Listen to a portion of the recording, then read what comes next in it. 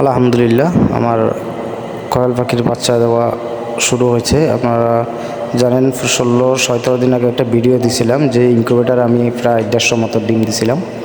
তো এই 150-র মধ্যে আমি কী করছি, 5 দিন পরে এই ডিমগুলো চেক করছিলাম। 5 দিন পরে চেক করে যেগুলো 20 ডিম এগুলো রাখছিলাম আর বাকিগুলো নিয়ে ফেলছিলাম। সেখান থেকে আমি বাছাই করে 110টা ডিম রাখছিলাম। 110টার মধ্যে এখন মোটামুটি 50-60টা মতো দেখলাম ফুটছে, আর বাকিগুলা হয়ে যাবে আজকের মধ্যেই। এটাই আমার প্রথম কয়েল পাখির ডিম ফুটানো। আমি আগে টাইগার মুরগির ডিম ফুটাইছিলাম, আর এই কয়েল পাখির ডিমগুলো ফুটানোর আমার একটু ভিন্ন সিস্টেমটা ভিন্ন। সবাই এসি লাইন দিয়ে ডিম ফুটায়, এবার আমি কী করছি, ডিসি লাইন দিয়ে ডিম ফুটাইছি।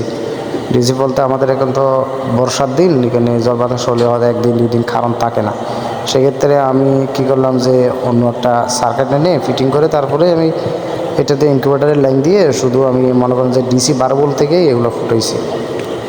আর যদি কেউ পরামর্শ নিতে চান তাহলে অবশ্যই নিতে পারেন, আমার হোয়াটসঅ্যাপ নাম্বার দিব, আর মেসেঞ্জার আমার সাথে যোগাযোগ করতে পারবেন। আর হচ্ছে আমি ওই যে 0 থেকে 10-12 দিন পর্যন্ত যেগুলো বোর্ডিংয়ে তোলার ওষুধ দেওয়ার নিয়মটাই আমি একটা ভিডিও বানাবো, বা আমি কয় টাইম ওষুধ দেই, বা সকালে কী দেই, বিকেল রাতের টাইমে কোন ওষুধ দেই, সেটা নিয়ে আমি একটা ভিডিও বানাবো।